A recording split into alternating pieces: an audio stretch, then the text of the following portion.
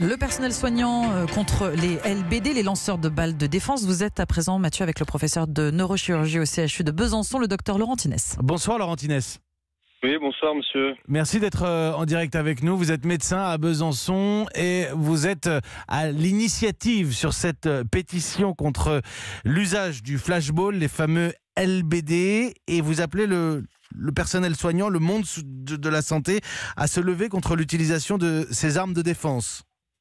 Écoutez, tout à fait. Je pense qu'il vaut mieux parler d'armes sublétales que des LBD seulement, parce que ces armes sublétales, comme leur nom l'indique, peuvent donner la mort, et qu'elles regroupent à la fois, comme vous l'avez bien signalé, les LBD 40 qui sont utilisés actuellement, mais aussi les grenades de désencerclement qui contiennent 20 grammes de TNT, qui sont, à mon sens, aussi dangereuses que les LBD. Et je ne vois pas en quoi faire une polémique sur la différenciation de ces deux armes. Vous avez conscience, Laurent Tinès, que l'idée de ces armes-là, c'est justement de ne pas utiliser d'armes à feu, pour le coup, directement létales?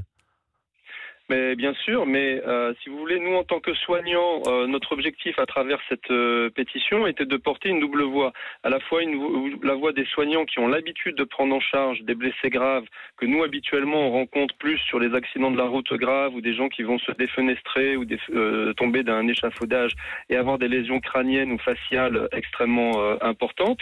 Donc ça c'est la première chose. Et nous en tant que soignants, on connaît bien les conséquences sur la vie des gens en termes psychiques, familiales, sociales, le handicap et la lourdeur que ça représente pour une personne qui parfois, dans beaucoup de cas, on l'a vu dans ces manifestations, étaient pacifiques et ont été blessés, comme la jeune Fiorina que nous avons pris en exemple sur notre pétition.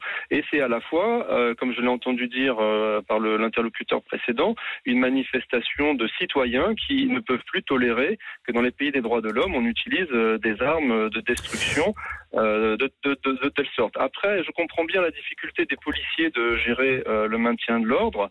Je pense que les policiers, malheureusement, personne ne leur en veut. Ils sont pris entre le marteau et l'enclume, avec d'une part leur ministère qui leur donne des ordres et d'autre part des manifestants qui sont là pour défendre leurs revendications. Je pense que la solution à ce problème n'est pas de taper les gens ou de tuer les gens avec des armes à feu, comme vous l'avez mentionné, mais de trouver une solution politique à la situation. Simplement, on a parlé beaucoup de ces manifestations qui ont perdu des yeux. Vous, en tant que neurochirurgien, Laurent Tinès, qu'est-ce que vous avez constaté comme séquelles sur ces blessés ?